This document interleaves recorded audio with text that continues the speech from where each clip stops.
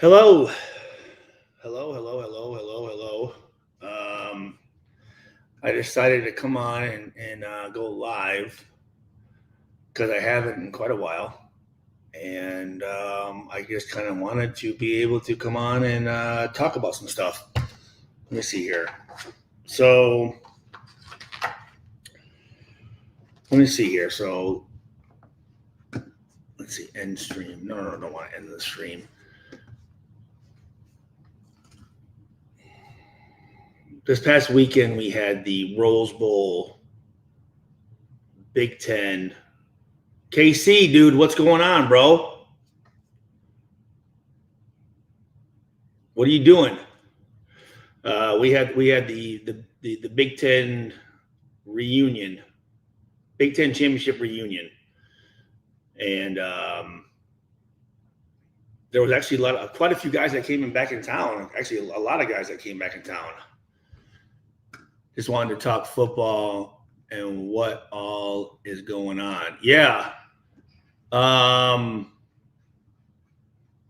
Let me call you. Let me call you when I get done with this.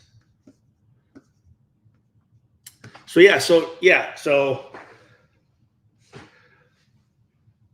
wanted to talk about this Rose Bowl. Yes. Thank you, DK. Thank you, Cali Smoke 247. Jason Hunter. See you in Indy. Yeah, no, we're going to be in Indy for sure. But we had the Rose Bowl Big Ten championship reunion from 2000. Thank you, KC. Here we go. Yep. That's one of my closest friends here in West Lafayette, or Lafayette, I guess you could say. Great dude. A guy that I've become very close friends with. And a guy that supports not only Purdue, but the Raiders and myself. So, yeah. Let's see, where do I start? So this weekend we had the Rose Bowl Big Ten championship reunion, and it went good. There was an event Friday night. I wasn't able to make it because the kids had stuff going on, and we just weren't able to make it. But we had a tailgate before the USC game. We played USC yesterday, and they actually played pretty well, I think, anyways. I thought the score, I mean, listen, I love Purdue. I love the Raiders, but you got to be honest sometimes with some of the scores. I thought the score for the Purdue game was going to be 42-10 USC. And I think it ended up 37-17 USC. And but no, it was I think we had like 63 guys come back from the team that my freshman year back in 2000, guys like Drew Brees, Aiken Adell were on that team. Seth Morales, John Standerford, Tim Stratton, Vinny Sutherland, Cedric Brown, Matt Light, Matt Gorn, Gene Murkowski. I think the whole offensive line got drafted. On defense, Craig Terrell. We had, like I said, Aiken, Ralph Turner, Chris Clopton, Ashante Woodyard, Joe Odom, linebacker, Gilbert Gardner, linebacker, Landon Johnson, linebacker. So we had a pretty good team. We beat Ohio State, beat Michigan, beat Wisconsin at Wisconsin, and yeah, it was fun coming back from this game and seeing all the guys and reconnecting, and because here's the thing. Let's see. Oh, hey, what's up, Dylan? What's up, DK? You want to pop in? Here. Let me see here. Let me send you the. Let me go edit, copy. Let's go. Hold on. Let me send you the. If you want to, I don't know. Do you want to? Do you want to come in? Talk a little bit about what you thought about the game, kind of off the cusp.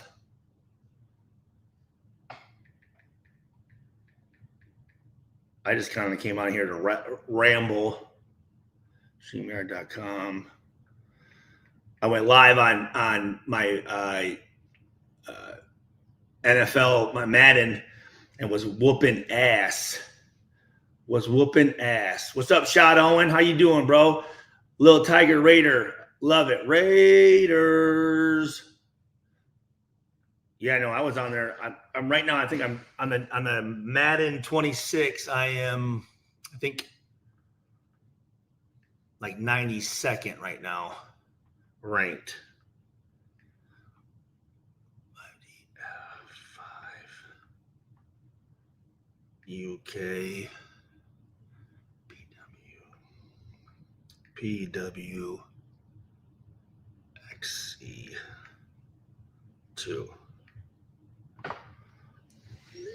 Yeah, so I just wanted to come on here and kind of talk. If there's any topics anyone has, it doesn't have to be about football. It doesn't have to be about sports. It doesn't have to be about the Raiders or Purdue. Can be really any topic, to be honest with you. Because sometimes, we get a little, with the whole sports thing, sometimes it gets old. It can be worn out. But this weekend, with this weekend, and I think DK is going to pop in this weekend with the reunion. It's always funny how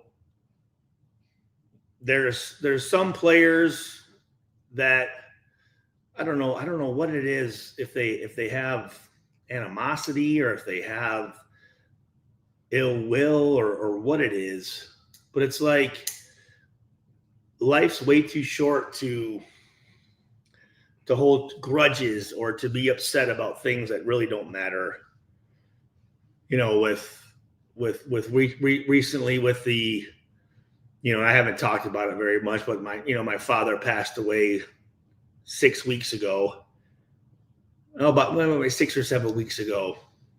And my mom passed away in March.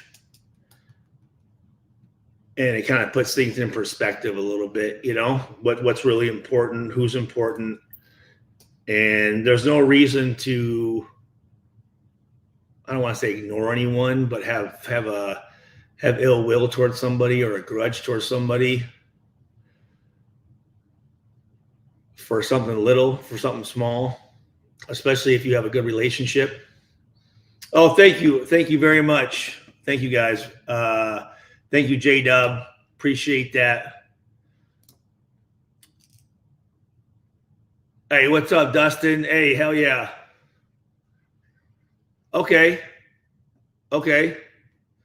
Yeah, tomorrow's a big game. Tomorrow's a huge game that I think we're going to win.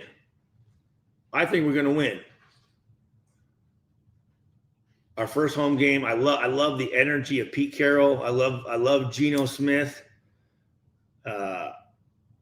Obviously, I think. I'm not exactly sure on what the prognosis is on Brock, but with Jacoby Meyer, with Mayer, with the other guys that we have around, I think we're going to be okay. Thank you, J-Dub. Let's see. Chiefs and Broncos lost. There we go. Thank you very much, Eaton Butthole. Thank you for that. I love the picture, too, because it looks like she just got hers eaten. Let's see. Hey, Stu, what's up? Long time no see. It's Raph. Oh, hey, what's up, bro? Prayers to you, Stu. If you need something, talk. I'm here. God bless. Thank you very much. I appreciate that. Oh, Brock. Really? So Brock is playing. What up? Hey, what's up, brother? What up, big dog? Hey, man, I thought I'd go on. was just kind of just rambling a little bit. But what'd you think about this weekend? It was a loss, but I wouldn't say it was a devastating loss. Yeah. I was happy with it. I mean, like I tweeted, if this game happened last year, it would have been bad. But I think I tweeted too. Barry Odom's a guy. I think he's got me feeling pretty good. But I think, and you don't have to on this show. You don't have to divulge all your notes. This show. Okay. This is just a off the cusp kind of just shit. Yeah, shoot the shit show. Perfect. So if you save some of your good stuff for when we do go on. Yeah, you got it. No, man, I thought it was good. I was pretty happy with it. How'd the reunion go? It was good. I thought it was good. We had probably 63 to 60, nice. Probably almost 70 guys come back for it. That's awesome. Arnett Tiller, Joe Tiller's wife, all that. His two daughters were there, which was really cool. That's cool. We had not only players that came back, but we had equipment managers that came back. We also had trainers that came back that we haven't seen in a long time. That's awesome. And the rain delay kind of sucked a little bit. Yeah. Would you guys just hang out in the press box? Well, no, I mean, so we were going into the Mullenkoff, and then when the rain hit, they're like, yeah, so you guys can stay in here, but our families couldn't stay in there. What?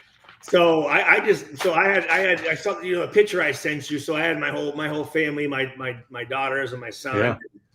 Chike Kiefer and his kids all had our jerseys on and all that stuff, and they were basically sitting out in the rain, and I'm like, you might as well just go home. Yeah. Especially when they live as close as you do. I think it started at what? Like 3 o'clock. I think the rain 3:30 I think come was down. Yeah. And then we didn't go out there until I think 7 or something like that. Yeah. It's a long day. So actually it was a very, very long day. Oh, okay. So this actually right here is one of my closest friends, Daryl Sly. As the skylark sings, he's an English professor in South Korea. Ooh. And yeah, he's been a close friend of mine since 3rd grade. We ran track together. We played basketball together. He actually ran track at Central Michigan. Very close friend of mine. So nice. So actually, Daryl, here, let me do this. I want to do this. Did you ask Drew to be on the podcast? Drew? Yeah.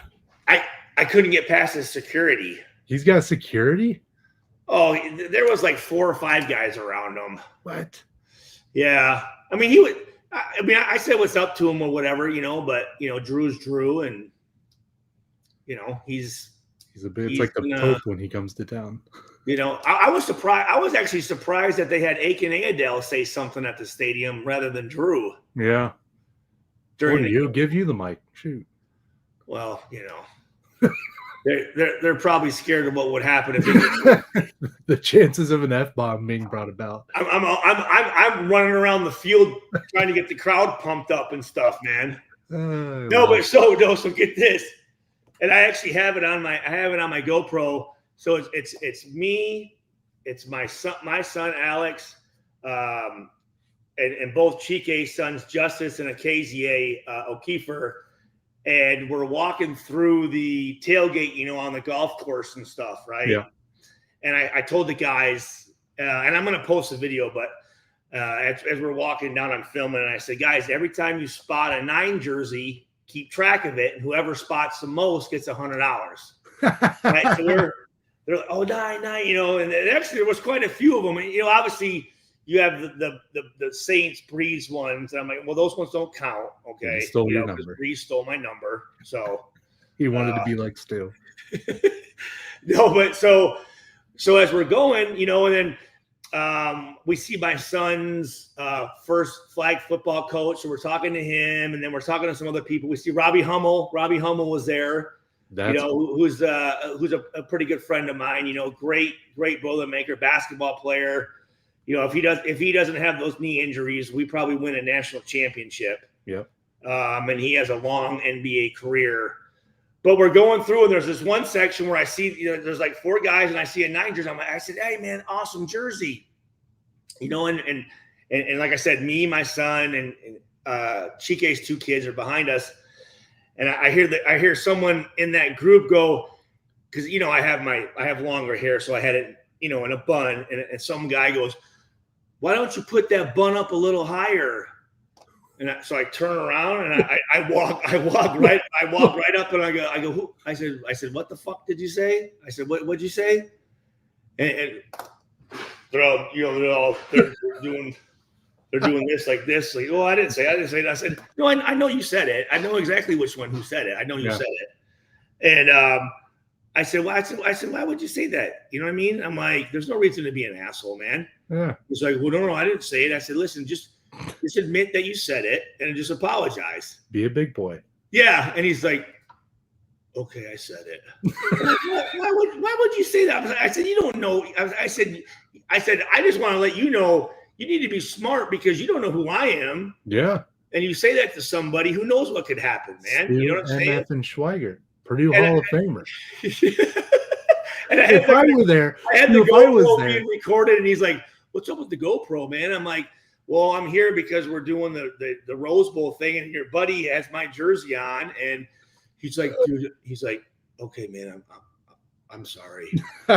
Stu, if I were there, I'd be behind you back. It's Stu, MF, and Schweigert. Hold me back. It wasn't even about that. It was just about, I'm like, man, why do you have to be an asshole for no reason, man? You know what I mean? Like that's the thing that bothers me is when people think they can just say what they want to say, and then it's like, why? Listen, as a guy who's 30 and balding, I'm jealous of your hair, but you probably was too. I mean, thank you. Yeah, I know. So it was kind of because then when we left, I was like, hey guys, that's how you handle a situation without, you don't have to be violent. I shook hands with them, and I said, well, just be careful about who you're talking to, man. You know what I'm saying? Like, it was kind of funny because when I walked, all his buddies kind of like, they're like kind of like backing away or whatever. He was singled out the rest of the night. And I looked at one of his friends. I said, he said it right. And he's like, yeah, he said it. They're big until you confront them. And Chike was next to you. Like, Chike's no small fella. No. So it was just his kids. It was his one son, Acazier, who's in 8th grade, is about as big as Chike is. What? Yeah, no, seriously, yeah. He's going to be in the league. In 8th grade. Yeah, he's a monster, dude. He's playing ball. I would suppose. Yeah. So they will go to Harrison. Nice. High school. Yeah. So let's see here. Let's see here. Don't block his notes. Well, Daryl. That was a teaser. We got another episode coming out this week. Yeah. Hey, what's up? So this is Chronicles of the Black Hole. This was someone that a longtime Raiders fan and someone that was one of the first guys when I started getting into the social media kind of aspect of it. Chronicles of the Black Hole was a site that I used to, and I apologize, I haven't been there in a while, but good guys, really, really good Raiders. I mean, true blue Raiders fans, which, yeah, exactly. Thank you for coming in here. Yeah, so actually, well, fuck it. What do you got? Let me see. Have you broke down the whole game?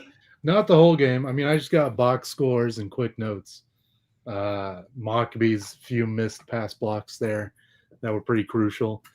Brown looked sharp. I mean, when you're talking about, you didn't have a lot of time to throw. So the little time you had some sharp balls there for a minute, but the interceptions, those 3 interceptions were killer. They would have been a whole different ball game. And of course you can say that about a lot of different things. And you can say that in any loss, really. But man, that one in the red zone right on the goal line was brutal. Yeah, because that would have put us up the first one I think it was the first quarter when he probably could have ran it and he throws it. Would put us up 3-7, or sorry, 7-3, and that was huge. And then I don't get how a 360-pound D tackle runs 82 yards and there's not a receiver or a running back right? that catches them. I mean, if you were out there, if this was back in the day, you would have cheated that guy. Oh, well, dude, wait, hold on. What is that? I don't know, like run like a cheetah. You would have caught Oh, up. you said cheetah. Cheetah, Yeah, that cheetah. guy. Yes. Okay, Not cheated. okay. Cheetah. Well, yeah, but that's the thing. I'm thinking, I know right towards the end, there was a player that came in that right at the end of it that kind of came through. But I was like, where's everybody else at? You know what I mean? I mean, that he was a unit. Zero was. I mean, holy cow! He was out for like the next drive because he couldn't breathe. Oh no, he was over like Darth Vader. He needed that. Jesus Louise, yeah. No. So yeah, so what? Yeah, I mean, you can't when you're playing what were they ranked? Were they ranked? Were they or no? I don't think they were. They probably are now. But they were giving us 26 and a half points or yeah.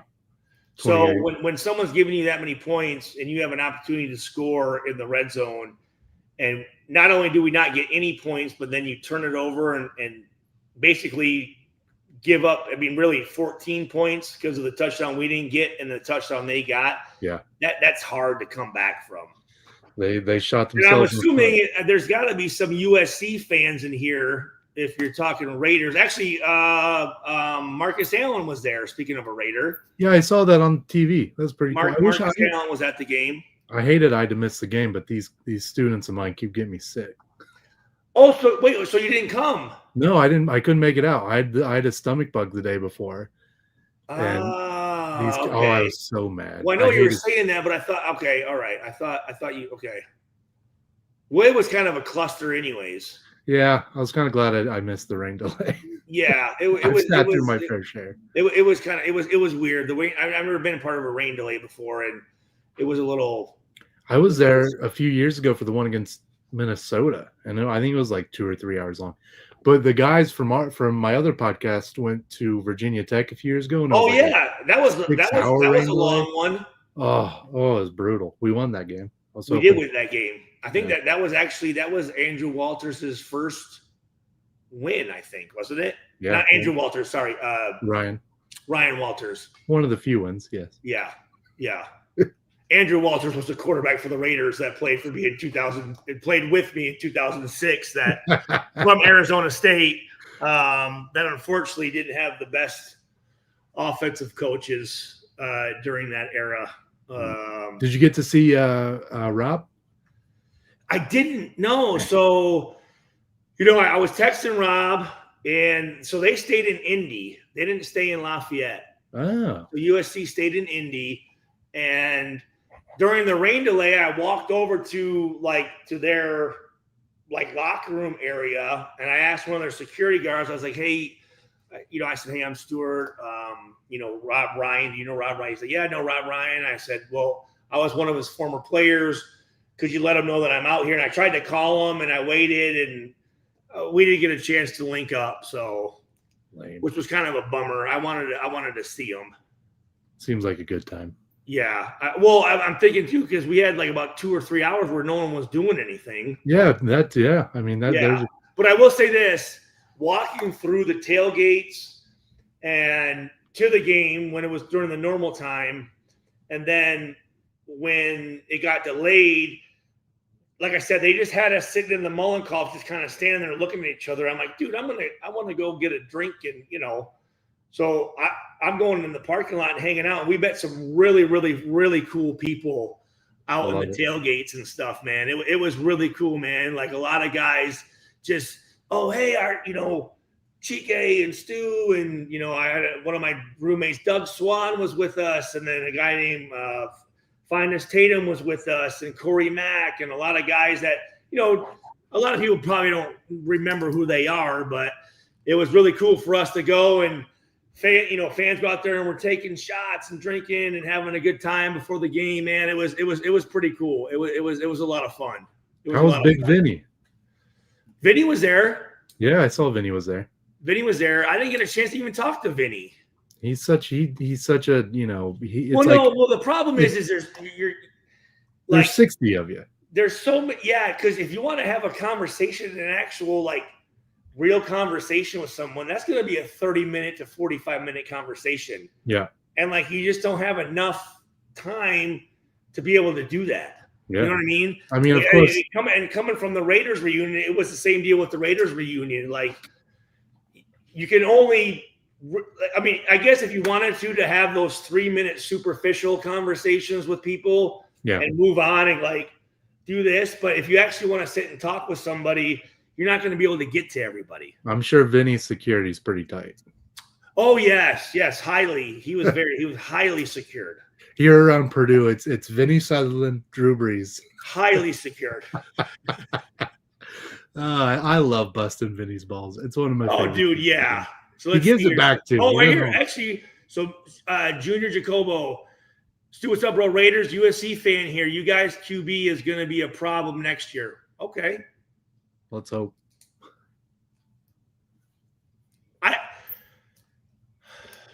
I'm still.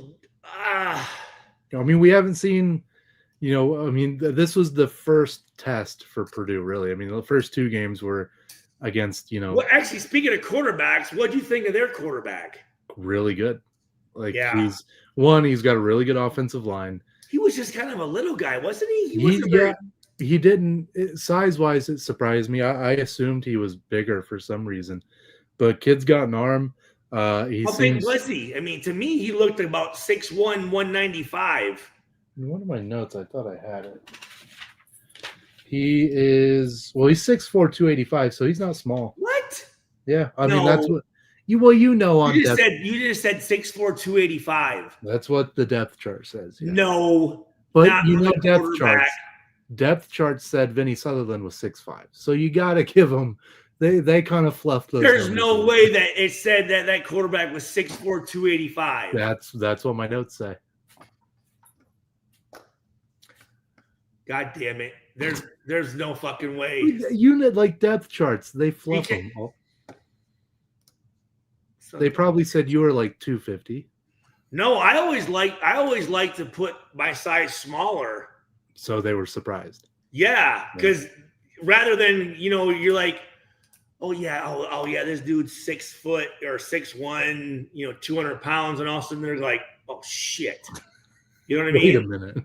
Yeah, or because I know there were times when I played against a guy, I'm going, man, this guy ain't shit. And then that's why the program back in the day said Vinny was 6'8". No, just kidding. I was about to say, what the? Let me see here. USC roster. What's his name? Mavia? No. Well, he transferred from Utah, right? Well, no, he was at UNLV his freshman year with Barry Odom. Oh, no shit. So we knew this guy. Jaden Mayava. Mayava? I forget how they said his name. Mayava. You're right. 6'4", 230. 230. Okay, so they were off by a little bit, but I mean, he didn't look that big to me. Fuck. Did you see him on the field or? Well, I mean, I guess we were the first quarter. We were kind of back in that little area or whatever, kind of watching. Oh, you came out of the tunnel, didn't you? Yeah, actually, the Tiller Tunnel was fucking badass. I haven't been walking through it. Like walking through it, like it has like these lights. Yeah. And like there's a bunch of speakers in there, and like, dude, I was looking for my pads, man. I was trying to fuck somebody up. You still could. You still got it. No. Actually, we were walking down. There's a safety named Ben Smith who was a guy who was a very close friend of mine, a guy that helped me out when I was a freshman very much. He was a option quarterback from Shadron State, and we were going through there, and we were like, "Where are our pads?" And we said three plays. I think give us 3. We can do 3 plays. But as I think about it, I think probably 1 play at this moment in time. I think maybe 1 and it probably wouldn't be a good play either. I mean, you'd have to find a new helmet because shit! You'd have to find a new helmet because all those helmets are banned now. So you'll have to. Yeah. All right. Well, and thank you everybody that's in here right now. I appreciate it. Let's see what we got here. Maybe someone in the nation went live post Queef and Donkey's losses. Yeah. So the Chiefs and Denver lost today. Well, and then my Joe Burrow's out for could be 3 months.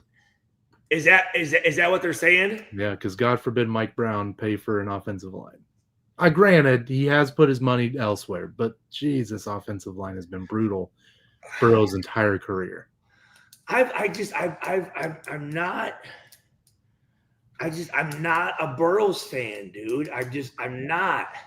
Joey B. He's like his interviews. He wants to act like he's this laid back, like, I just don't really care about, the media and the fans. And well, then why do you wear all those stupid fucking outfits, man? You mean to tell me back in the day when you were walking in, you didn't wear some stuff like that? Fuck yeah. No, I wore. I seriously would wear it. I wore an ICP book bag.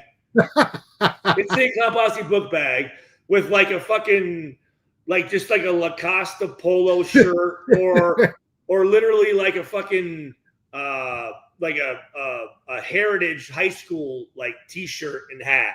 I like dude, no, yeah. Or the Raiders would give like a Raiders like polo that they give you, like when you do like an appearance or something. Like, no, man, that shit didn't mean nothing to us back then, man. That's true.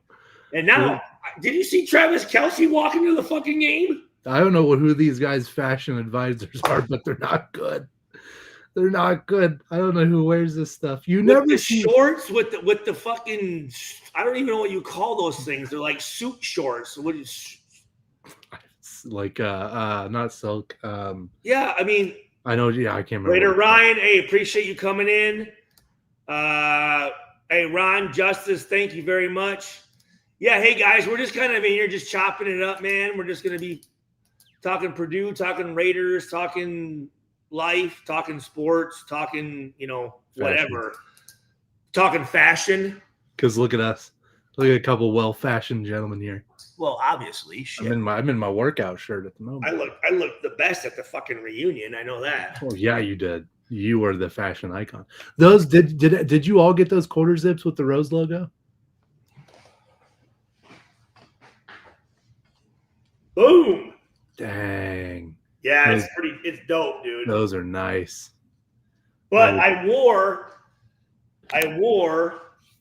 so I have, Joe Tiller, they had that auction with a bunch, because he collected a bunch of stuff. And this is actually his Rose Bowl hat. That's awesome. So when he had the auction, I got his Rose Bowl hat. I have his Sun Bowl hat, the second Sun Bowl hat, the Capital One Bowl hat. Actually, they're all right here right now. That's amazing. And this right here, actually, which is dope. This is actually his game day bag. That's incredible. Which he would, come. I just remember him walking into the locker. Yeah. When I was talking to his daughters, they're like, "Oh, his man purse." I'm like, "Yeah, dude, I have it." His man purse. And then this right here, which is badass, is his act. This is the coat I remember him always wearing. Yeah. The champion Purdue jacket. That's. Oh yeah, dude. Like, if you look there, hold on. Let me get that. Oh no, where's it? Oh no, right here. Yeah, right here. JT. Man, look at that. Yeah, dude. I can't wait to come by the Stu crib. Oh, I got a whole bunch of good stuff over here, man. A lot of good stuff. A lot of good Purdue memorabilia.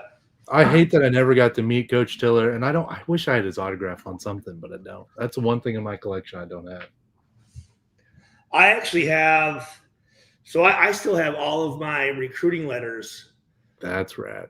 From like from Bob Davies at Notre Dame, from Lloyd Carr at Michigan, from Nick Saban at Michigan. I do have the Tiller Chiller. Yeah, look at us. Cheers. Hell yeah. I think there was a T-shirt inside of these things. Did you get a T-shirt inside of yours? This is going to be a big deal if this happens. No, mine just comes with this. Okay. Mine just comes with the straw. Yeah. Yeah. Okay. Man, you got me excited. Some of them had T-shirts in it. I've had this thing for like 2-3 years with this little logo on it. Like I love that logo. Is so cool. That's one of my favorite logos. I do have. I like from the Journal and Courier, the Rose Bowl newspapers that my dad collected, so I have all those framed. I have every copy of the Journal and Courier and the Exponent. Nice. Yeah, like some shit. Like, why the hell would you fucking have that? Like, there's one thing I have that I doubt you have, and it's I don't know. I can't turn my camera. It's my whole laptop. But I have a Purdue Airport highway sign that my dad allegedly, his fraternity brothers, not him, took off the highway.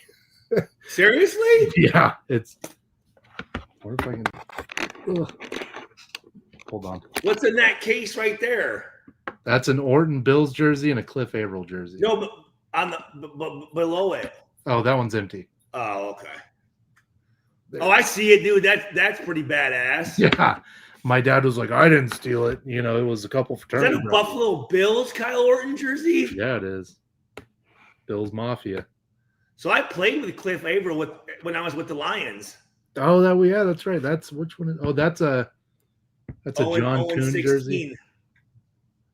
Shout out John Kuhn. I don't know if we're related, but maybe. Shout out John Kuhn. Won a Super Bowl with the Packers. We share a last name, so I had his jersey. Hell yeah. No, hey, thank you, Ron Justice. Let's see here. You were with me for my camp. Yes, I lost my vision for a year and a half and won that battle too. Your wife said that I would go through that fatigue. You and yours are amazing. Hey, dude, thank you so much. I'm so glad that things are working out for you. Hell yeah. I need to. Are you still doing shows, Chronicle, or what? At the rate. Oh, so the cowboy hats. So what they do is on Friday night.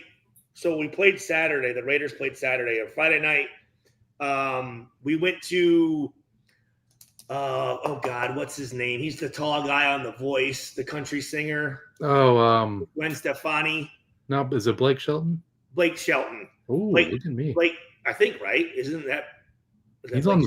Yeah, I think The Voice is where they turn the chairs around, right? Yeah, right. Yeah, he's on there. Yeah.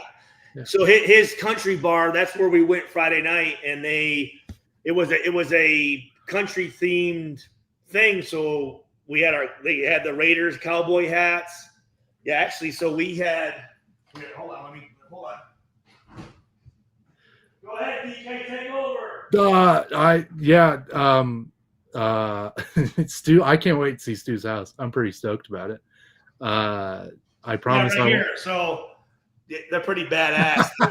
That's awesome. And then this is they got one for my wife with like the bejeweled, the bedazzled. That's awesome. Yeah, that's and legit. actually Docs, who I do the show with, Graphic Raider. There was like one that was kind of like I don't know, like a what would you call it? Not a twill, but like a kind of a like a band. Well, like a shit, not wheat, but like like straw. A straw hat. We got there. Yeah. Okay. Look at us. There we go. Between the two of us, Stu, we can. Between the stew of us. Between the stew. That should be the podcast name. Between the stew of us. Here's a very close friend of mine, Vanessa. Thank you very much, Vanessa, for coming in here. Let's see here. Big Stu, how you doing? Doing good. Actually, what I wanted to show, because I haven't really gave it a message for my dad, who just passed, who was Big Stu and I'm Little Stu. Someone that was very important in my life. There was a interview that they did with my dad when I was with the Raiders, and it was George Atkinson and God, forgive me, I can't remember who the other guy's name was. And George Atkinson was a great Raider safety that did a lot of media with them. And they interviewed my dad. And what I did is I took the interview audio and I put video clips to what he was talking about. That's cool. Yeah. So what I was going to do is, if you guys don't mind, I was going to actually play it. Yes. If that's all right. Let's do it, man. So listen, I know, when I lost my dad, Stu, you were there for me. So I love the Schweigert family. You know that. Big Stu. I never got to meet Big Stu. Wish I did, but from the stories I've heard from you, he's quite the legend. Yeah. He's definitely one of a kind out from South Dakota. They only make badasses in South Dakota. Well, he was a Hall of Fame football player at Yankton College, which, if there's Raiders fans in here, Yankton College is the college where Lyle Izado came from. And my dad actually, when Lyle Izado left from D tackle, my dad actually took his spot as a D tackle at Yankton College, D tackle at the end. Love it. So there was kind of a Raiders connection there in the beginning. But here, let me do this. Let me go here. Let me see if I know how to still do this here. Let me go. This is share. Yeah, share screen. Here we go. Can you see that? Yep.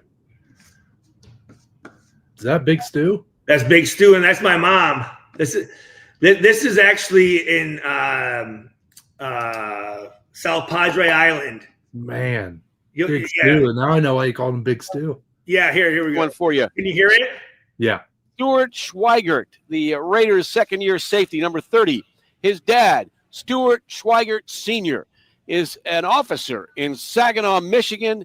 He's a man of the law. That's me. And his son is a man who loves to run and loves football. So let's listen in on Stu Schweigert Sr. talking about his son on our Babies to Man feature. He was always interested in sports, and as soon as he could play football, that got his attention, and he kind of focused on that. But he played all sports, from soccer. He was involved with gymnastics when he was 4 or 5 years old, and that's me, dude. He liked to compete, but when football came around, that just turned into his sport. Now I got to ask you, as a sergeant, are you in the Saginaw, Michigan Police Department, sir? Did you like those shorts right here? You need to bring those shorts back. I know. Here's the deal.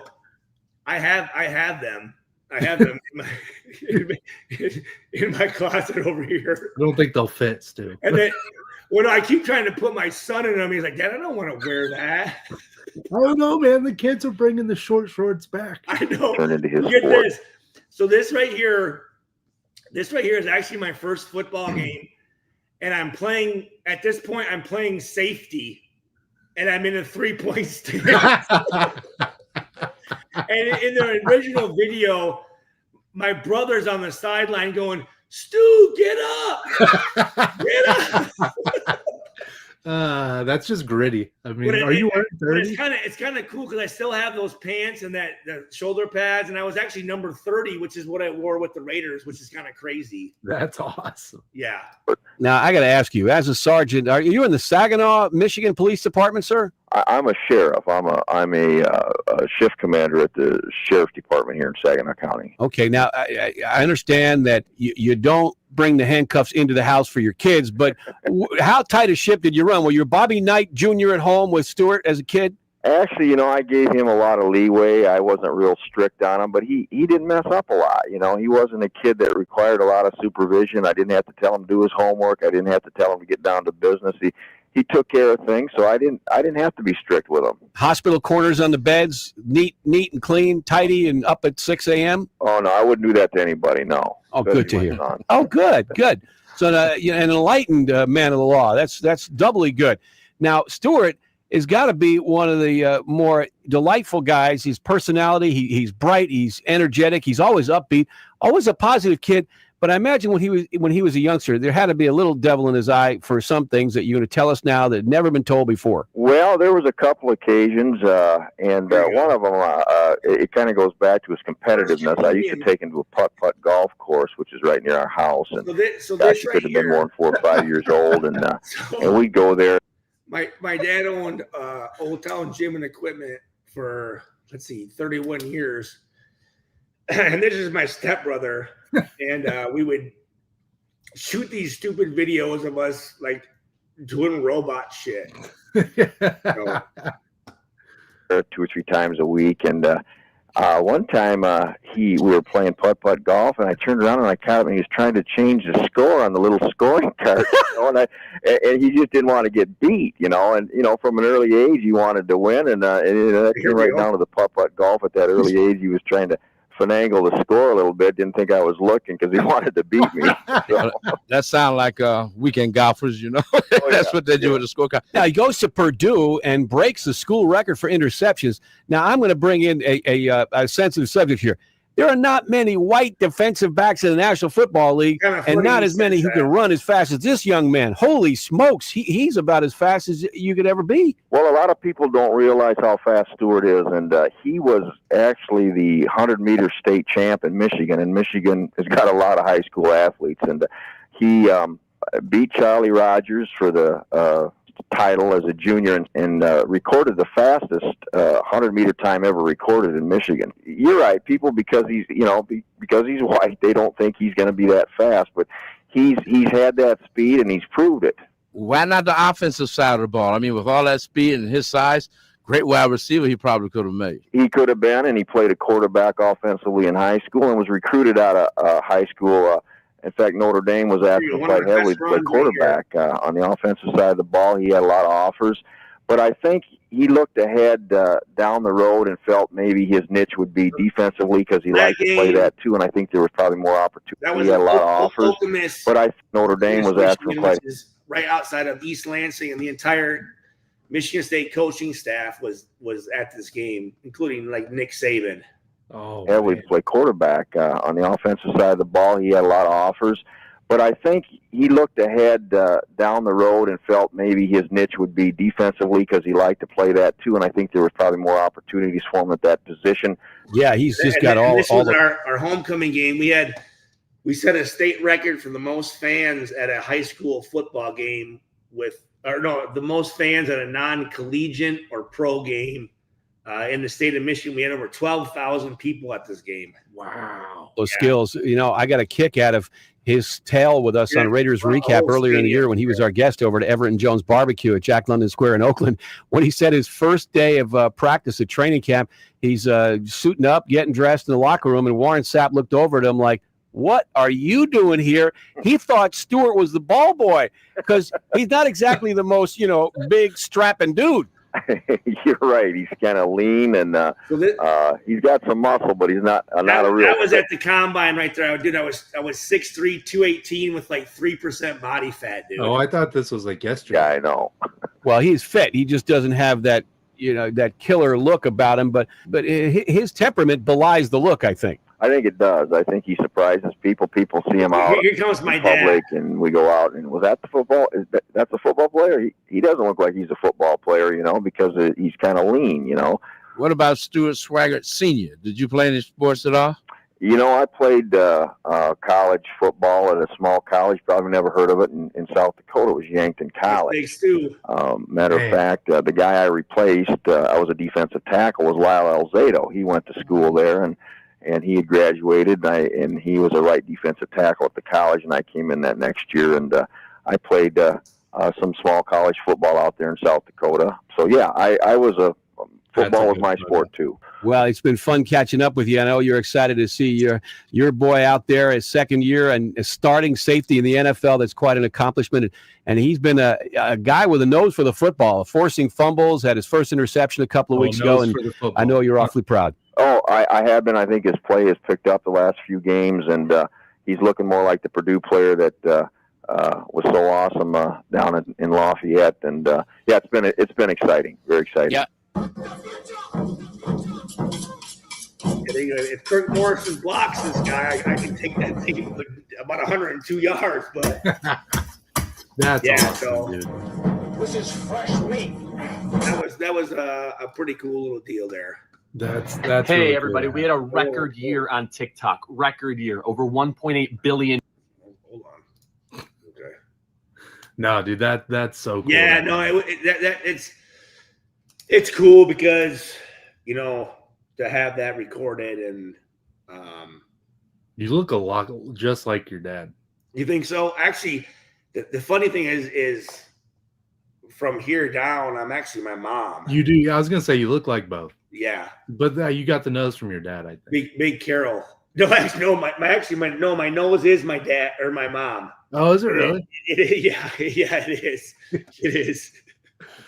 No. Yeah. So, anyways, yeah, no. Legend. So, I just, I wanted to show that because it just kind of shows, a little bit of where I come from and my dad and stuff like that. So, Big Stu is a legend. Yeah. Forever a legend. Yeah. Wish I got to meet him. What a yeah. guy. No. I mean, yeah. No. I mean, you. The thing is always you'll get a chance to meet him through my kids and stuff like that. You know what I mean? As you know, right? I mean, as you know, I'm Tom Jr. I mean, that's I've always been called that, and it's like I said, man. Like when I lost my dad, you were always there, and I remember telling him, I think it was he was in hospice care, and I was texting you, and he goes, "Who are you talking to?" I'm like, "Stu." And he goes, "Stu who?" I'm like, "Stu Schweigert." He goes, "Oh yeah, is that right? You're just texting Stu Schweigert?" I'm like, "Yeah, dude." And when was it that he passed again? It'll be 4 years in February, so 22. Okay. Yeah. So my dad, like you, was like my whole world. My best friend. We were two peas in a pod, just like each other in so many different ways. And he's the reason I'm a Purdue guy. So none of this is possible without him, brainwashing me as a young child. What do you think was one of the biggest qualities that he left you? Oh man, resiliency. I think, my dad went through a lot of stuff, owning the family business, running it for as long as he did. Well, speak about the family business a little bit. Yeah. So it's our 118-year-old propane gas company. My brother runs it now, does an absolutely incredible job. I left shortly after my dad passed to pursue teaching. Yeah. But my brother does an incredible job running it now. Very proud of it. 4 generations, only 1% of family businesses in America make it to the 4th generation. Yeah. And we're there and we're thriving. My brother does an incredible job. It just, after losing dad, I realized, I wanted to pursue other things, and he's been a huge help in when I made that career change, and very proud of my dad. He accomplished a lot in his lifetime in our small town here and outside of Dayton. I mean, the boardroom at our local bank where he was a board member is named after him. Really? And, yeah, they named the boardroom after him, and he left a huge impact on the city, and so my grandfather, my great grandfather. Big shoes to fill, my brother and I. But so when did it start? 1908. It was a farm implement company, and we had 4 stores around the Dayton area. And then the Great Depression and then the Great Flood here in the Miami Valley here in Ohio could only keep one. So we chose the one in my hometown here in Germantown, and we've been here since. So, I mean, over 100 years now in one spot. So how do you start in that business? I mean, So with propane, I want to say, so my grandfather was in World War II, came home from World War II, started a steel company with my uncle. And then my great grandfather was starting to age and get sick. And my great grandma calls up my grandfather, and she goes, your dad's getting sick. He's not doing so well.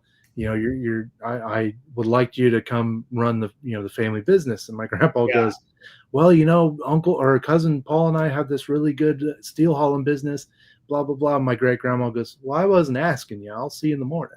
Like, you're gonna go. Sure enough, my grandpa showed up the next day.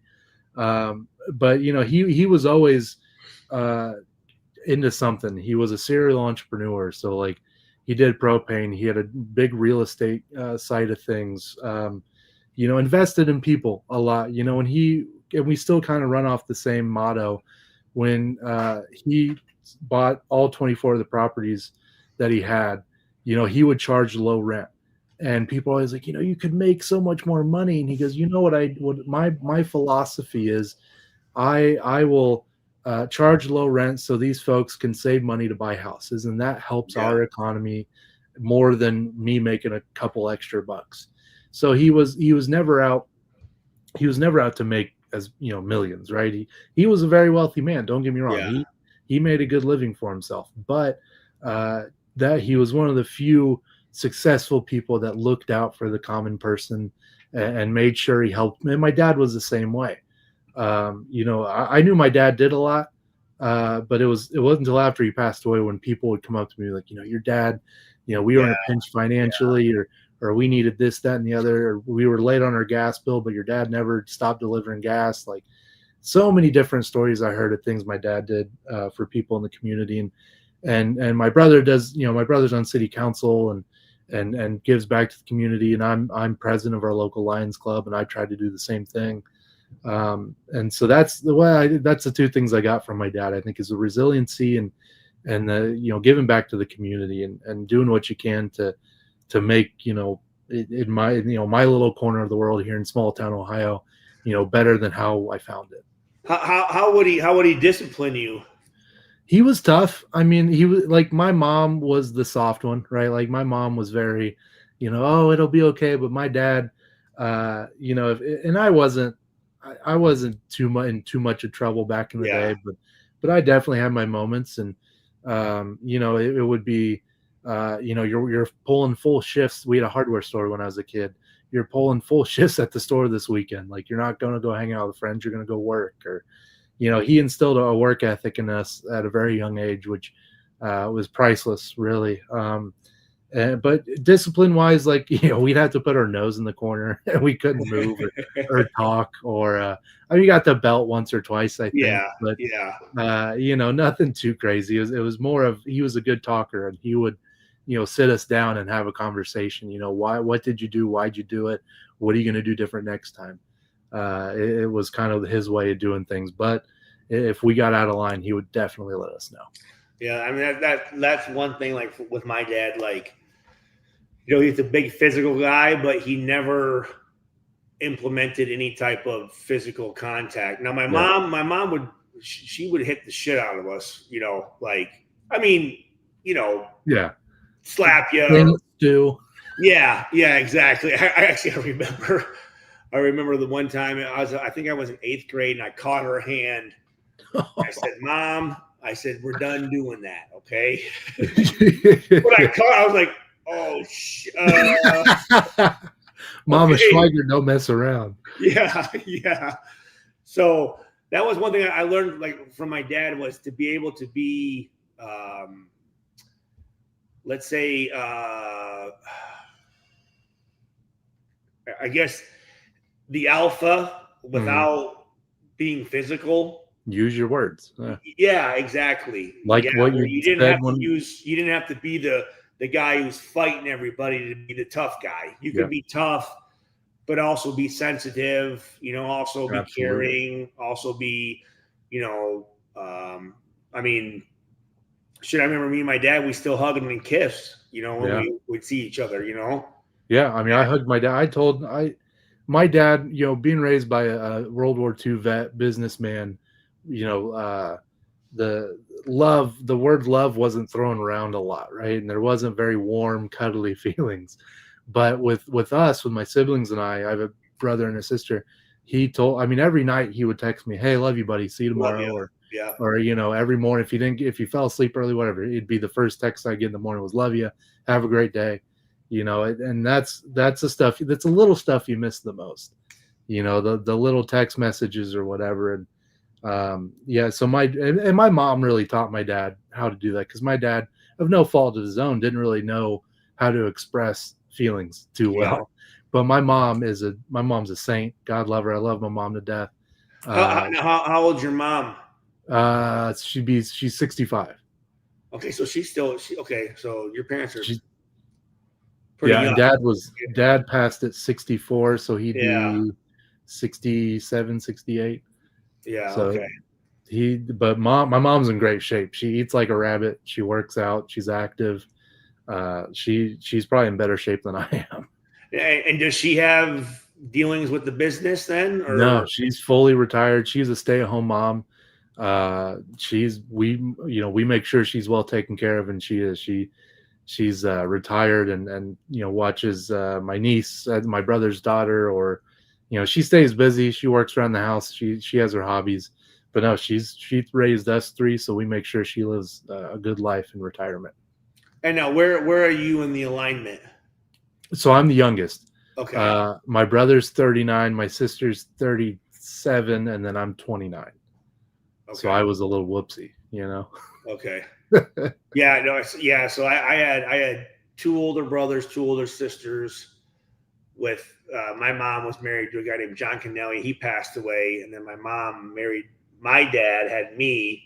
Then they got divorced, and then my dad remarried to a woman named Leanne, then they had my little sister, but then she also had 3 kids already. So I have 2 older stepsisters and a younger stepbrother. Gotcha. So I have a whole bunch of brothers and sisters. None of us are actually full brother and sister. I mean, we don't say that, you know what I mean? Yeah. But your brothers and sisters. We're kind of all over the place. Yeah. So now are they all over the place, like in the country, or they all live different? So my brother Johnny lives in Saginaw. My sister Jenny's in Saginaw. My brother Troy is in the Detroit area. Gotcha. My sister Lisa's in the Pontiac, Detroit area. Nice. And then my little sister is actually she's up in Saginaw. So actually quite a few are still in Saginaw. My stepbrother's in he played hockey at Ohio University. Oh, no way. In Athens. And now he's in, is it Canton? He's in Canton. Yeah, that's where the Hall of Fame is. Yep. He's in Canton, Ohio. It's a good spot. My other stepsister living on the western part of Michigan. Nice. So they're all pretty. You're all fairly close. Yeah, in the Midwest. God's country. That's one reason why I, when I was coming out, I kind of made it known I wanted to stay inside the Big Ten. Mm-hmm. Just because growing up, that was like the Big Ten that's all I knew. Michigan, Wisconsin, Minnesota, Ohio State, Illinois. Obviously you knew about USC and Washington and Nebraska a little bit and stuff like that, but I wanted to stay close to the Midwest. One, so that my family could see me, but I just that was like the Big Ten was it. Coming from Michigan, like especially during the time when you had the national championship back in '97. So, Michigan was kind of like was the first scholarship offer that I got, and but yeah, so coming in that area, I mean, but I was never really like a huge fan of like football and sports, and I didn't really know like I knew the players and stuff like that, but I was much more into like me and my friends were much more into like going out and playing it rather than like watching it, I guess. Yeah, that's how I was growing up, and still like it was always going out and playing with your friends, and then you pretend to be. Your favorite player. Yeah. And then you're always, for me, it was, Drew, of course, and Kyle Orton, in the 18 jersey. And, I always wanted to be those guys, or Carson Palmer when he was with the Bengals, or, it was always those guys that you pretended to be. I don't know, I feel like that's lost on kids nowadays. They don't go out in the backyard and pretend like they're in the Super Bowl, or, you're in the driveway shooting hoops and 3, 2, 1, but then you miss it, and then you give yourself magically three more seconds on the clock. another shot. So growing up, talk about growing up and what sports you played. Yeah, so I was a big basketball kid. My dad coached a lot of my dad played a lot of basketball growing up until high school, well, until college. So I played a lot of basketball. That was my sport growing up. Never really played football. Kind of looking back, I wish I did. I mean, I'm a bigger guy, 6'2", and the coaches always Yeah. tried to get me to play. But I just loved basketball, and I was all about basketball. And I still love basketball. I also love football. I've always loved football. I remember my sophomore, junior year of high school, my cousin was dating the quarterback who was my age, and he had like half a dozen concussions that year, and all the offensive line was abysmal. And my cousin comes up to me and she goes, if you played offensive line, what was his name? Clay would get, X amount of less concussions. I said, oh, yeah, forget about my brain as long as his brain's all right. Like, and you guys probably, when they're not together anymore, it's a shocker. But, and the coaches were always like, hey, why don't you come try football? I'm like, man, y'all do a lot in the summertime. Like, you're talking 2-3 days. Because at my high school, football is a big deal. It's Friday night lights. And we have a really good program nowadays. And so I was like, I like basketball, and I was a lot slimmer back then, so it made sense. And football is a sport where if you're not like dedicated into it and committed to it, it can be more dangerous than it is naturally. You know what I mean? My dad is another thing my dad instilled me. Like, if you're going to commit to something, you better be all in, because if you're not, then you better hit the door. Like, you have to be 100% into it. It's like, when I worked for the Dayton Sharks for a couple seasons. Oh, yeah. And the local hockey team who played in the same arena was on me, come work for us. And they were like halfway through my first year with the was that an OHL team or? No, it's the Federal Hockey League. Okay. So it's still around the Federal Hockey League. It's much more clean than it was when I was there 10 years ago. But the hockey team was trying at me hard to get me a job, and I remember telling him, and my dad was with me, and the GM had come and talked to me, and he's trying hard, and I said, I at least got to finish the season with the Sharks, and then I'll talk to you after that. And I remember, like, a couple years ago, my dad bringing that up, like, he goes, that was a proud moment for me, where you're like, no, I got to finish the year, finish what I'm doing. I'm not just going to get up and leave. I got to finish what I started, and then I'll talk to you. And sure enough, I did. And I spent 4 years working in the Federal Hockey League with a few different teams. And it was a great. Well, I don't mean to interrupt you, but so then how do you feel about players just getting up and just leaving every year and going somewhere else? And we're not teaching kids commitment. I mean, we're not teaching kids to tough it out. We're not teaching them to, just because this, that, and the third isn't going your way, you don't get to just up and leave. But now they literally do. If a coach looks at a kid wrong, now he can be like, well, screw you, I'm going to hit the portal and go somewhere else where another place is going to baby him. Let me ask you this. And I want to, if we have a couple people in here still. Do you think that the kids are leaving because they think that where they go is a better opportunity for them, or do they think that where they go it's just because they're giving them more money? I would like to think it was 50-50, but I would like to think that too, but I don't think so. But I think it's money. And in some respects, Chase, if I had a chance at a couple $1 million, I don't know what, it's hard to say I wouldn't take it. But, we need to teach kids that, hey, sometimes bet on yourself. Go to the lower schools, and if you're good enough, people are going to see you. Scouts are going to see you, but then you could go to Ohio State or Michigan or Notre Dame and sit for 3 years. Yeah. What the fuck? Why? Yeah. But yeah, exactly. But, and then you get to wear a cool uniform on the sidelines. Congratulations.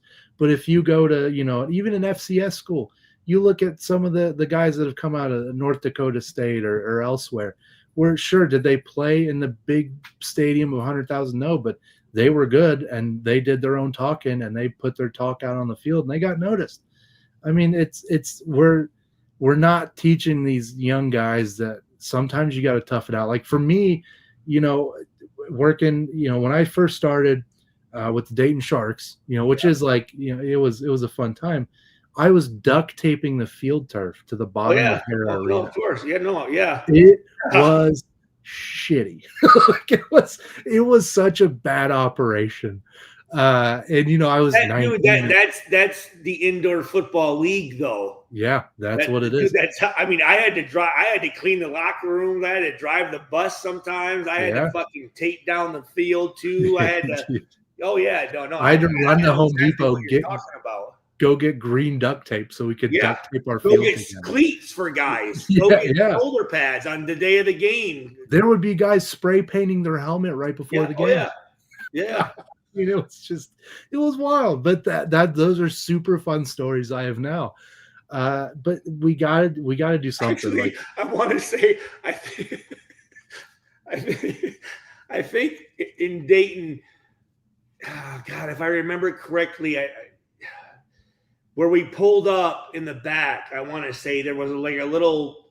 I think you had like a big garage door, didn't you? Yep. And I remember I'm looking for my equipment manager. I'm like, where the fuck is Charlie at? And he's like in the back, like parking lot, chugging beers. I'm like, Charlie, we need you.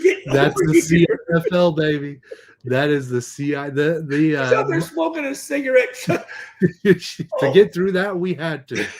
My favorite Continental Indoor Football League story is it was the week before.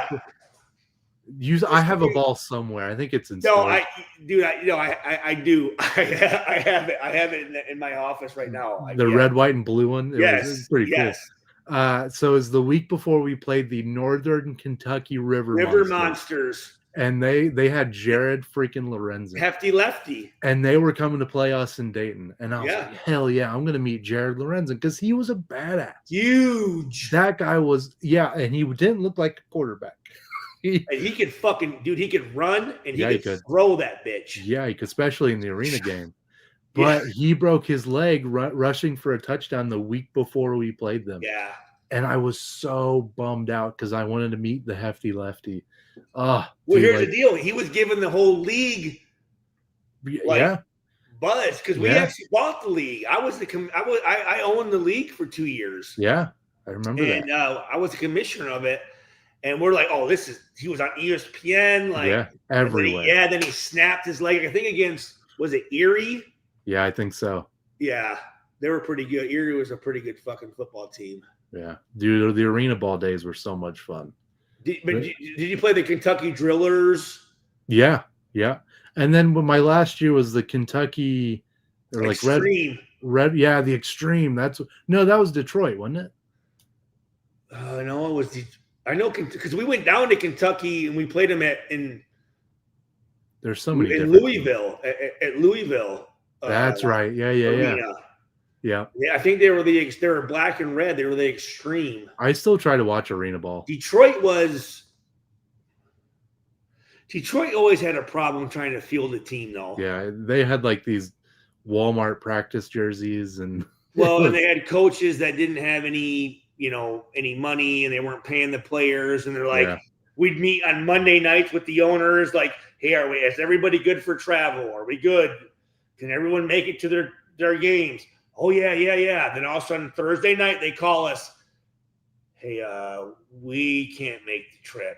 So we would have to call a bus company to get their team, and then we'd also have to pay their team because their owner wasn't paying them. And the players would call us going, hey, Stu, man, listen, we haven't been paid in 4 weeks. Like, we're not going to play if we don't get paid. So then we would have to, out of our shit, we'd have to pay for all the other teams to go. And after a while, I'm just going, I can't do this anymore, man. That ain't cheap. Oh, dude.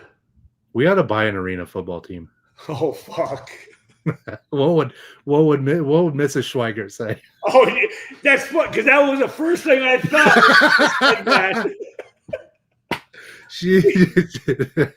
I'm telling you right now, she's not gonna. Well, there was the Indianapolis. There was the Indy team that we played. Yeah, but now they have the freight. Was it Indianapolis Rush Yeah, I think so. or Storm? No, Indy Storm or I think it was. I want to say Rush sounds about was right. it the Rush? I think so. And then oh God, what's a big town in southern Indiana?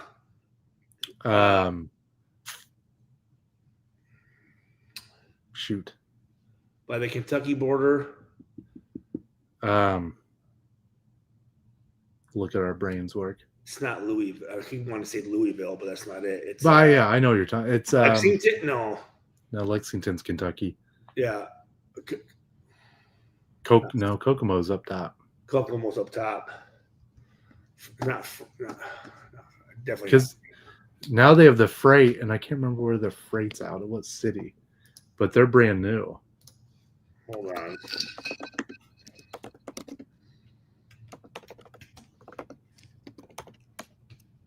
Fishers. No, not Fishers. Well, I know, but Fishers has an arena team right now that's really good. Oh, they do. Yeah. Evansville. Hold on. Let me see. No, is it fucking? I don't know. Jay Lizard's given us some good recommendations. Jeffersonville, Albany. God damn it! It's fucking. Hold on.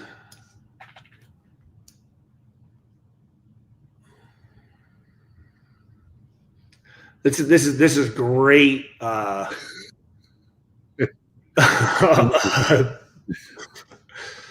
do you call it? Not radio. This is great. Podcasting. Yeah. This is the video portion. It's fine. Valley. No, God damn it. Lexington? No. That's Kentucky. God damn, I keep saying that, don't I? It's not Lexington. Columbus? God, son of a bitch. Hold on, let me. No, maybe it's not Southern.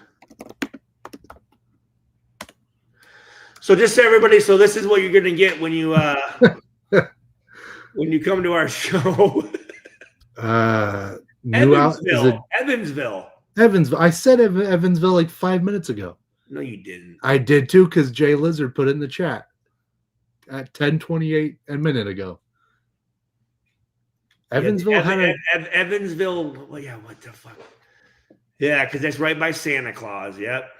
Right by good old Santa Claus, Indiana. And Booneville. Hey, home of Devin Mockabee. Yep. Santa Claus, home of John Goldsberry. Really? And his son actually just signed with Ole Miss. Dang, that's nothing to sneeze at. No, I know, right? The Evansville Blue Cats? Remember Marion Blue Racers? Oh, that's what I was thinking about. They played in a literal horse arena. Yes, I've been there. We went down there on our way to. It was like turf and then dirt. Yep. It was a barn, pretty much. It was. Well, so was Hera and Dayton. It was just a giant pole barn.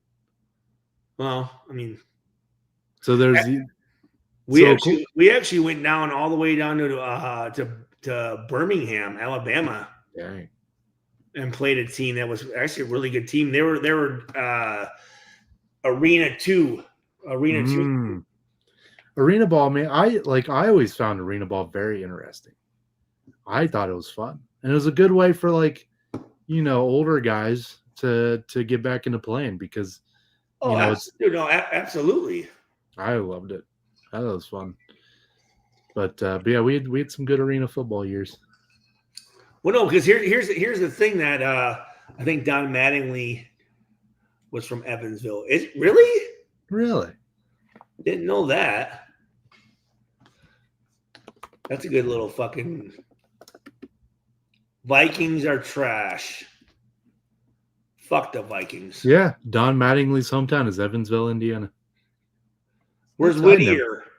562? Is that? Evansville is the most southern Indiana city. Yep, Evansville. Yep. Oh, Mount Vernon. Okay, that's Ohio, right? Yeah, I think so. It's up top. I'm way Come down on, you're south. Mr. Ohio. Don't go calling me Mr. Ohio. Listen. I'm actually really surprised I'm doing a fucking show with someone from Ohio. Hey, I'm right on the border. I'm right. I'm 45 minutes from the Indiana border. So actually, this right here is a very, very close friend of mine, Moni. She is actually from Australia. Ooh, down under. Yes. She's a badass. Was that your dog barking? Did you hear them? Yeah. I have two of them. They're both retards. Killers. Those are guard dogs. Little French bulldogs. I got my golden doodle. Oh, he's asleep. He's 10. He's old. He goes to bed early. Dude, so I like this. What is that on your speaker, on your microphone? It's Drew Brees and Coach Tiller. Yeah, from the Rose Bowl picture. Yeah, it's a little sticker. Who made that? Where the fuck did you get that from? I don't know. I can't remember who made it. I'll have to look. It doesn't even say on the back. Yeah, I forgot that was there. I need a Stu sticker. So we need to make. Here's the thing too. So during his time here, 42 draft picks. Dang. Brian Alford, Mark Fisher, Edwin Watson, Chike O'Keefer, Roosevelt Colvin, Michael Hawthorne, David Nugent, Drew Brees, Matt Light, Vinny Sutherland, Chucky Jacoby, Brandon Gorn, Aiken Ayadel, Travis Dorsch, and then here goes the 2000 class. Nick Hardwick, Stuart Schweigert, Gilbert Gardner, Landon Johnson, Sean Phillips, Nico Kudavides, Kelly Butler, Craig Terrell, Jock Reeves. 05, Kyle Orton. 06, Bernard Pollard, Ray Edwards, Rob Ninkovich, Charles Davis. Nico. 2007, Anthony Spencer, Uche Nwaneri, RIP. Actually, Uche Nwaneri was a close friend of mine, man. That sucked when he passed. Yeah. He was actually supposed to come to my house the next day. Yeah, I remember you telling me that. Yeah. It sucked. Mike Otto. And then 2008, Dustin Keller, Cliff Averill, Stanford Kegler. Alex McGee and Curtis Painter, 2009. 2010, Mike Neal, D tackle. Remember him? Second round. I think so. Sounds like I know the name. We should know it. We need to know that. We should. 2011, Ryan Kerrigan. Badass. 2012, Dennis Kelly and Nick Mondak. I remember Dennis Kelly. He's a massive fella. Mondak, I remember. He was a lineman. They both played offensive line. Yeah. And then 2013, Kewan Short. Quan Short, he's a good one. He had a short career, but it was a good career with the Panthers. Played in the Super Bowl. He made some bucks. Oh yeah, he made money. Yeah, man, that's like 40-something, draft picks. That and just then goes. You see then after he left. And look what 2 or 3, once in a while. Yeah, once in a couple of years. Well, and then I the streak of where Boilermaker played in the Super Bowl. I mean, that was like a 20-something year streak. It was. Like a 20. Here was the thing is Joe and his staff knew how to, because a guy's a great player doesn't mean he's going to be a great player at Purdue. Yep. Because there's 3 things that you have to be able to at Purdue. You have to be able to, 1, to fit in academically, right? Midwest Harvard.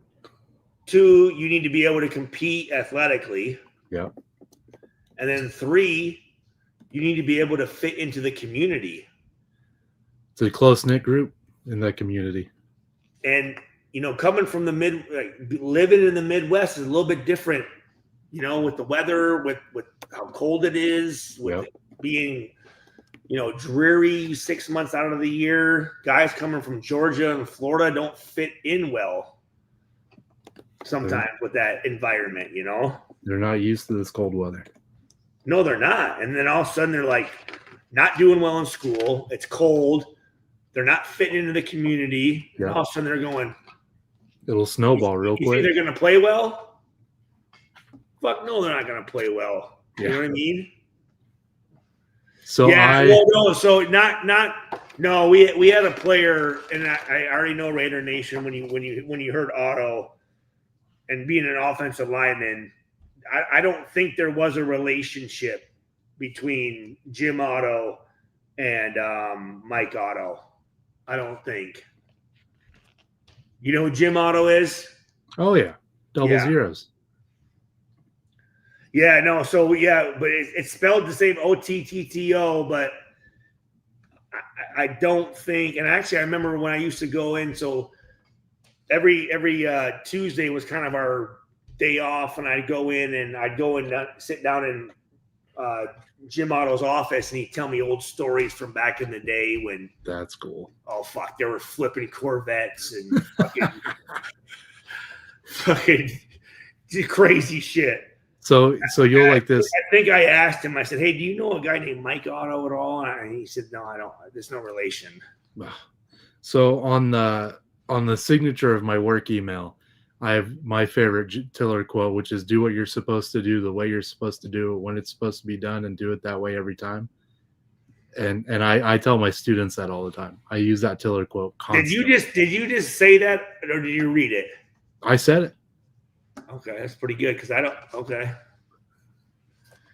Keelan Short was from my city of East. Okay. No shit. Etuan Moore is another baller. Baby Boilers was very good. The Baby Boilers. He's not still playing. I know he was with the Houston Rockets for a little while. Yeah, he spent a lot of time with the Bulls. I'm fairly certain I think he's retired. I don't think he's overseas. Sometimes basketball players can play a long time. Way longer than football. Yeah. Actually, it was pretty dope today when I saw Robbie Hummel. That's my dog, dude. I've never met Robbie. No? Dude, he's awesome. I'll have to meet him one day. He's fucking huge. Yeah. The paint surprises you with how tall paint is. Oh, Paint's like 6'7", yeah, 6'8". He's super tall. Yeah. We'll have to get Robbie on. We will. No, actually, no. I actually said that. I said, Robbie, we got the show going on. He goes, man, just let me know, dude. You know DK? Yeah, I know DK. No. Yeah, no, he knew who you were. No, he didn't. There's no way. There's no way in hell Robbie knew who I was. There was on the Boiler Express podcast. You remember Rowdy? Rowdy was there during your years. The mascot, the big inflatable. The one who got fucking caught on fire. What? I didn't know Rowdy got caught on fire. The one who was fucking would jerk like this. And yeah, that's it. Yeah, his thing caught on fire. I thought. It's what I heard. So I started. Why I got rid of Rowdy. I started a thing on the podcast like, "Where's Rowdy? What did Purdue Athletics do with Rowdy? Like, where is he?" So my brother and I take my brother to the Big Ten championship game against Michigan. Yeah. And we walk in the stadium, and I got like 4 or 5. Where's Rowdy? And I'm like, yeah, where is he? And my brother's like, people actually listen to your podcast? I'm like, yeah, they do. Fuck yeah, dude. Hell yeah. But I never get like recognized, from any. Maybe I don't know, maybe once or twice, but it's pretty rare. Well, no, but, dude, fucking. I remember, like the they call it the Boiler P Awards. Yeah. And I remember one year I was the host of it, and that had to be fun. The mascots were like in the same kind of. So they had us in like this little. It was me and there was this Russian girl that played basketball for us. That were like we were like co-hosts. Yeah, I guess you could say, right? And we're down like in the lower levels of the, is it Elliott Music Hall or Elliott? Yeah, Elliott Hall of Music, yeah. Whatever it is, right? Yeah. And we're down there, and all of a sudden, like the mascots come in, and I'm like, oh man, hey, nice to meet you. And they're kind of like, all right. And I'm like, hey, would it be cool if I if I could put the head? And they're like, no. Like, no, you can't touch it. Like, have you ever worn a Pete head? Sorry, guys. Fuck. Have you ever worn one of the Pete heads? No. Dude, they were right there, and I'm like, there's hey, like guys, 10 of them. Can I just, and they're like, no. What? Wow. It wasn't even like a, not really. No, it was no, you can't do that. I'm like, should have been like, well, I'm going to do it anyway. Hey, big gulps, huh? Fucking, all right. Sorry, guys. Jesus Christ. That's good. That's good. Here we go. Robbie Hummel is a celebrity. He announced the NCAA final game. Yep. Yeah, he's a big deal. He's a great announcer. I love him. He's a good dude. He can still ball. He does that 3-on-3 shit. 3-on-3. Yeah. Yeah. He still got it. He's a beast, man. Is he around West Lafayette? No, I think he's up in Chicago. Oh, that's right. That's right. Because that's where all the headquarters the Big Ten Network is. Yeah. Yeah. But like I said, if he doesn't blow his knee out, we win a national championship. 100%. Hey, if Purdue goes to the national championship in basketball, you and I ought to go. I don't think I think we had our chance. I don't know. This year's looking pretty good. Seriously? Well, we got that bunch of these overseas guys who are just balling out professionally. Do we still have that big, do we have a 7'6" guy at all? We got a couple of them now. We do? Yeah. So what guys are we talking about? Oh, I don't know their names. I'm more well-versed in football. Well, I thought you might fucking – Mike Tyson said strategy works great until you get punched. Well, yeah. Did you say Mike Tyson? Mike Tyson's tuning in. That's more the quote that he said. Everything works good until you get fucking hit in the mouth. That's true. Hold on. Omer Mayer. Omer Mayer is a guy from where's he from? Israel. He's going to be a baller. He's 18. You got Fletcher Lawyer back. Oscar Clough is another one that just came in the portal. Trey Kaufman-Wren's coming back. Let's see. Oscar Clough is from South Dakota. He balled out there. Whoa, where in South Dakota? The Jackrabbits. Because that's where my dad's from, South Dakota. Is he from South Dakota? I don't know. Let me see. Where's he from? 6'11". He's from Mitchell or something. Mitchell, South Dakota, or Sunshine Coast QLD. Isn't that Canada? Queensland? I guess. That'd be Canada, right? That's Australia. Shoot. Is he Australian? I'm just guessing. Hold on. QLD, Queensland.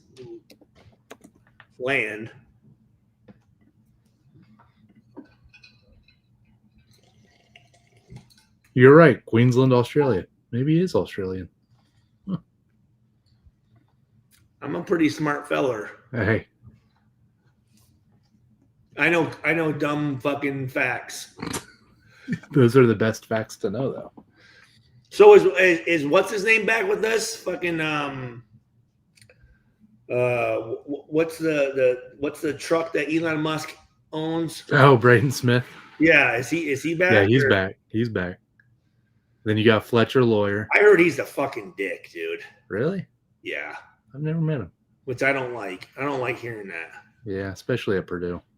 It's like, buddy, relax, okay? Just chill out. Just take a deep breath. You're not gonna make it in the NBA. Just be honest. Just live it up while you can. Enjoy. Yeah, no. So you see him cover up, ducking up. It's like, dude, listen. In 3 years, no one's gonna give a fuck who you are. Unless so you might as well sign as many autographs as you can right now. Unless you're Stu Schweigert. Well, we can't all do that. It's Stu Schweigert. Well, here's the deal. I cultivated my fans. You 100% did. The Stu crew is alive and well. Yeah, I would sit and talk to people, and these guys, they walk in. I remember I'm sitting at the Broken Egg, and oh God, he got drafted by the Pistons. Looks like a girl, kind of. He loves his mom, the basketball player. His mom coached at Notre Dame. Oh, Jaden Ivey. Yeah, he comes in there and he's trying to hide and shit. And I'm like, buddy. Yeah, you gotta. If you're gonna be out in public, that's art. Walking in and people, hey, I love the way that you play. Oh, that's awesome. You want an autograph? Hey, take a picture. Like, Yeah, it doesn't take time. why wouldn't you want to do that? Why the fuck would you not want to be a part of that? If this podcast takes off, sign me up.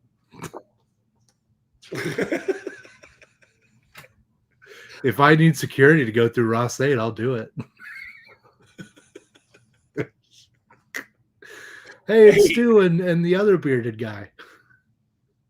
Well, no, it'll be you, and then who's the other guy? It'll be fucking. I'm the one that's going to be fucking outed. Yeah, all right. You're the Purdue Hall of Famer. Let's. Racine, Michigan was the best in our semi-pro league. Racine? I feel like that sounds familiar. Oh, and then Cybertruck. That's what it's called. Yeah, you don't have a Cybertruck? I'm not. Oh, that was a good save. That was a good save, Stu. We're trying to get sponsors, remember.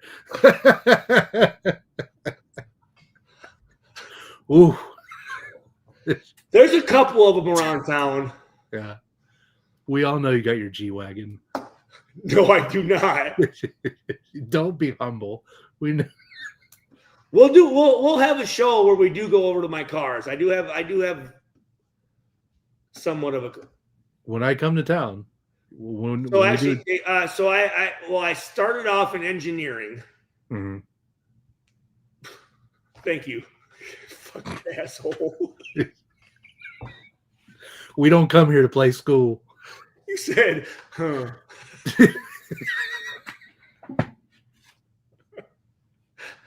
So I came. That's why we get along so well, Stu.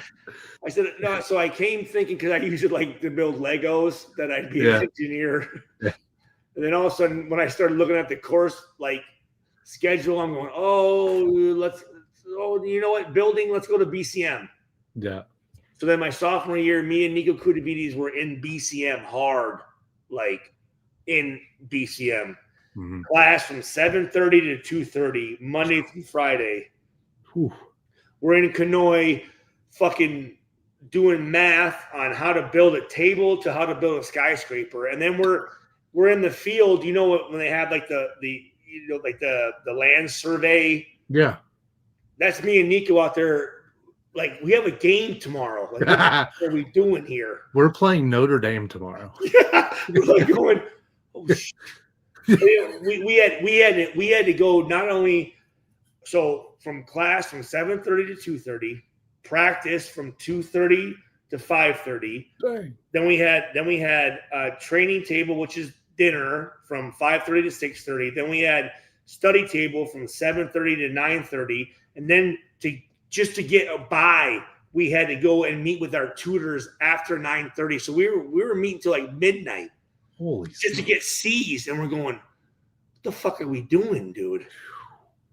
This is crazy. I obviously I came here to be a student athlete, but let's scale it down. So we went to OLS management, and I did graduate in 3.5 years with a 3.1 GPA though. Attaboy. Big brain. I did finish early. Big brain Stu. Trust me. Hey,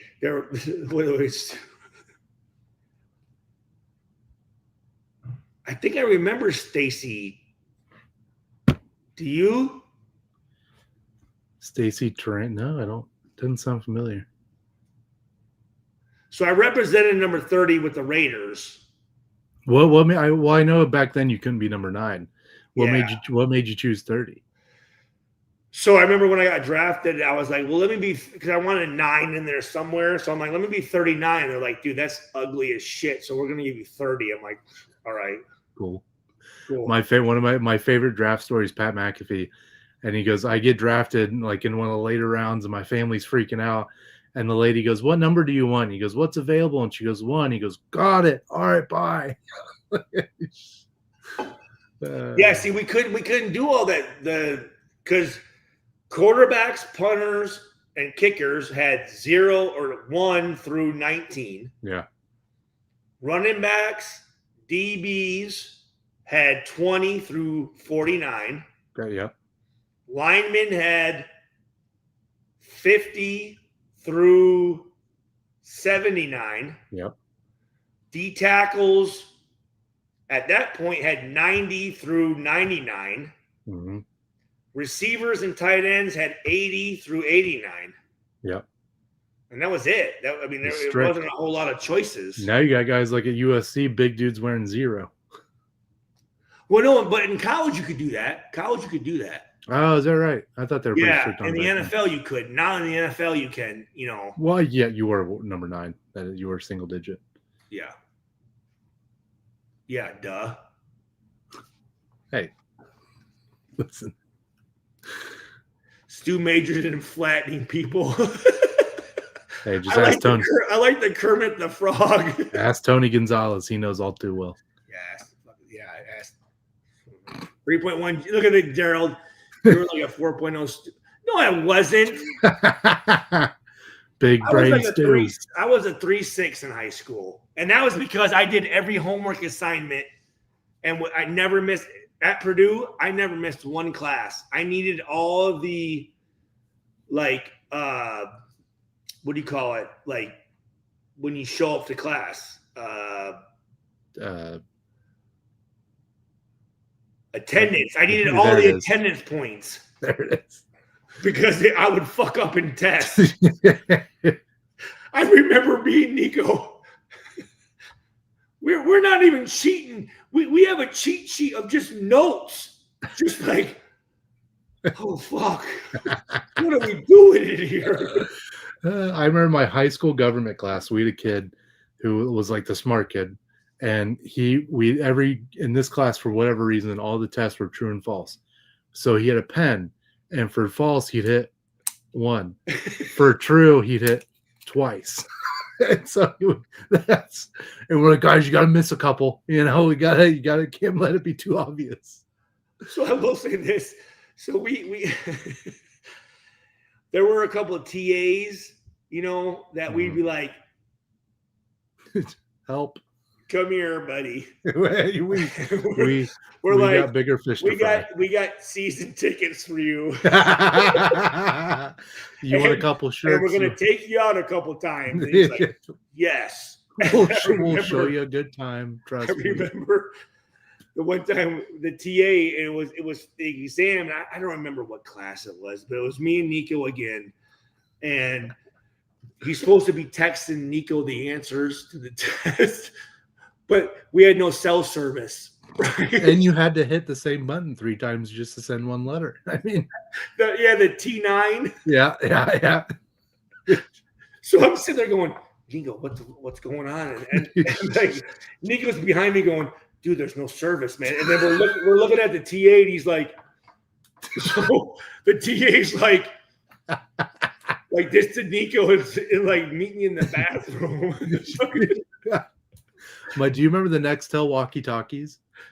Oh, where you at? Yeah, I would trade in my iPhone today if it meant I got a Nextel walkie-talkie. Oh, hey, where you at? I would walkie-talkie my dad after basketball practice. Be like, beep, beep, hey, can you pick me up? That used to be the shit. I remember, like, when it came to girls, though, like, hey, what up, girl? Hello.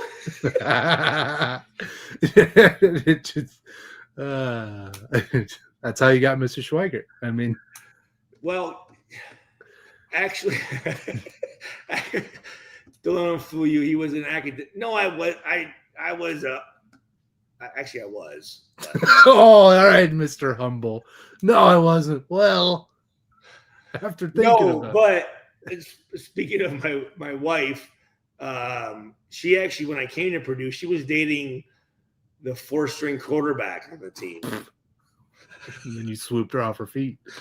And he was actually at the reunion. And I'm like, I don't have a problem. And here's the thing, though, is our lockers were 1, 2, 3, 4, 5, 6. I was 9 and he was number 10. Oh, tough. That's tough. And I remember my like first couple of days at Purdue. I remember going, dude, that's gonna I'm like, yo, remember Kelly Butler? Yeah.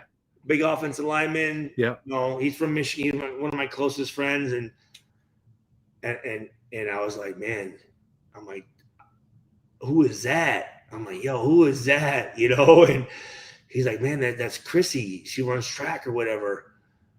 But he was like, yo, but she's dating Dave Edgerton. And I'm like, not anymore. She's not. I'm like, well, no, the whole year, right? I just, freshman year, whatever. You'd sit at your locker, just. Then all of a sudden, after my freshman year, during that freshman sophomore summer, Kelly calls me, dude, he fucked up. They broke up. He's like, she's having a party tonight at her house. He's like, I'm gonna come get you. And the rest is history. After that, it was the rest is history. She's Mrs. Schweigert. Tell you what. But I saw him. I'm going, God damn it, that guy. He had relations with my wife, man. But look who won. I don't care. 5 kids later, look who won. Yeah. But I'm sitting there going, you fucking asshole.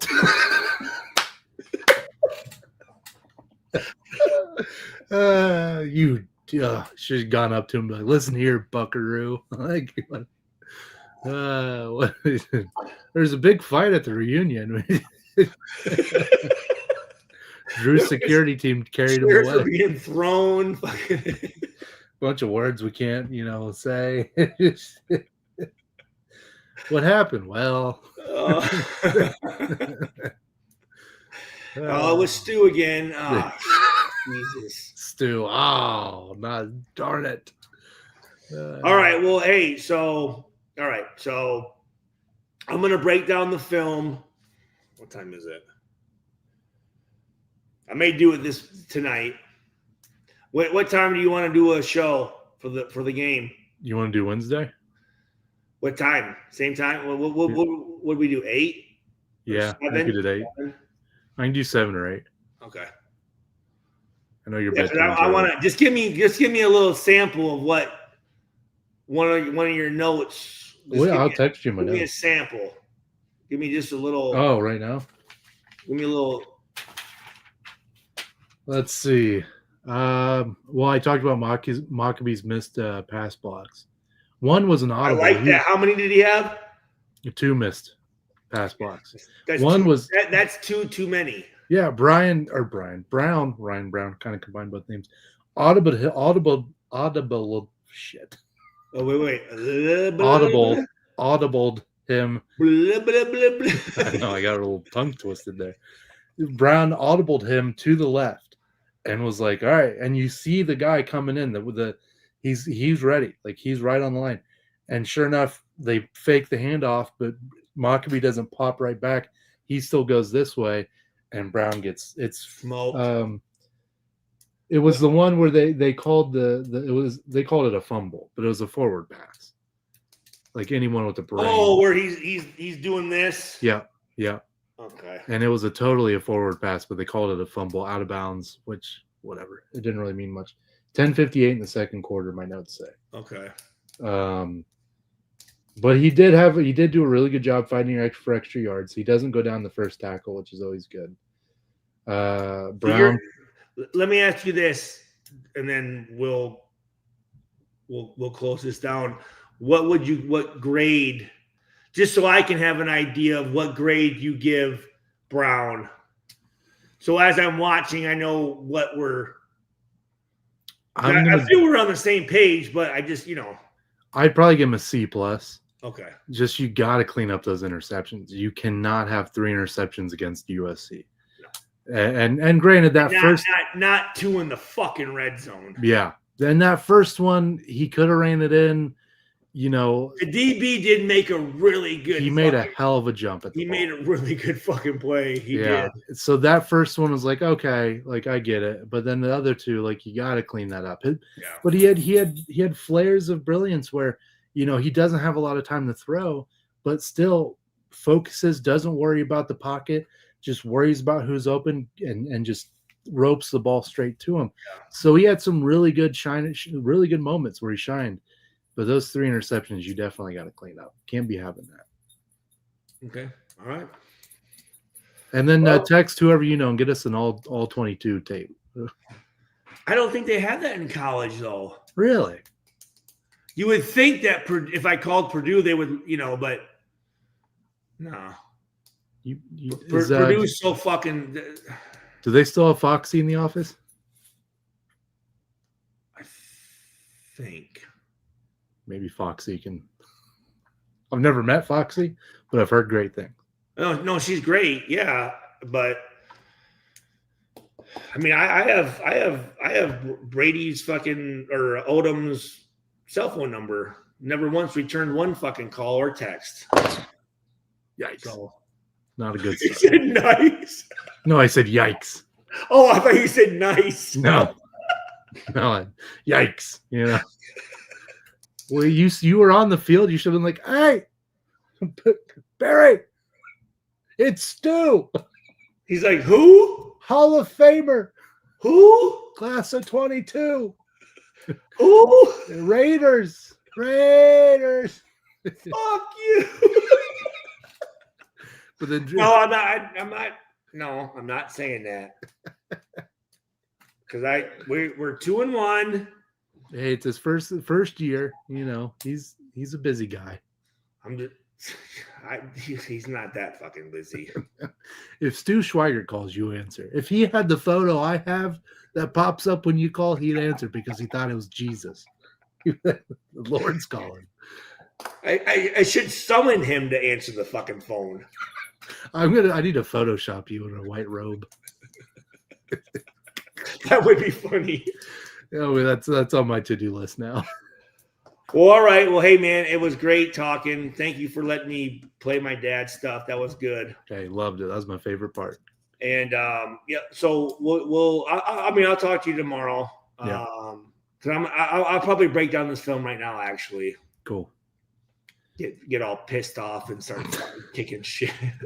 Don't wake up the kids. They have school tomorrow. No, actually, no. I'm not going to be mad. They played as well as I think they could have. Yeah. I'm not mad. Yeah. I don't like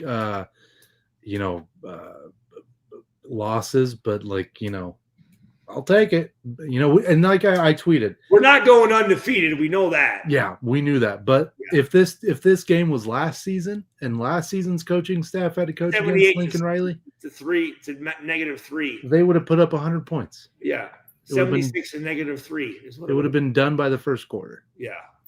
And guys would have been fucking not knowing what the fuck's going on. And yep, it would be a mess. But they're much more organized. This coaching staff. Absolutely. How's the kicker?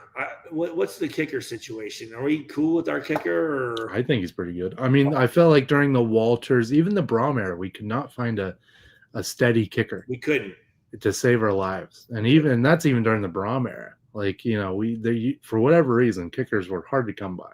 So if a kid can make a 30 to 40-yard field goal, he's good in my boat. That's all we need. That's all we need. And you know what? If it's behind that, go for it on 4th down then, right? Yeah. Oh, that's another thing. USC was 4 for 4 on 4th downs. Oh. Short yardage. God, that broke our back. What were they? They were all under 5 yards. I know that even without notes. But where's my 4th down? Yeah, 4 for 4 on 3rd down. But they also had 9 penalties for 103 yards. USC did, or we did? USC did. For 109 yards? Yeah. They've struggled all year. The first 2 games they've struggled with penalties. Trying to think. I don't think I wrote down. Yeah, their DBs were pretty grabby. Yeah, we only had 5 or 6 penalties.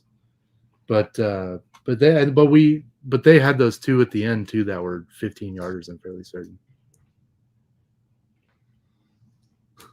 Someone just knocked on my ceiling. It's probably Mrs. Schweigert telling you to shut up and go to bed. What the fuck? Okay, all right. Well, I guess it's time to go cut it out. Madam Schweigert said, "Get the hell to bed." Hey, love it. Dude. Yep, I can't wait to get with you on Wednesday. That pause. That was Jesus. Hey, now I know we're close, but whew. Yeah, no, but I'm excited to break down the film. And they slowed down you. Yeah, they did. Thank you, Jay Liz, for coming in here, man. And Anthony, thank you very much. Daryl, thank you very much. Thank you for everybody that's still in here. The 11 people, I appreciate it very much. And we'll just keep growing this thing and keep rolling with it, all right? We'll see y'all Wednesday night. Be there, be square. See you hump day. All right, love you, Stu. Love you too, buddy. See ya.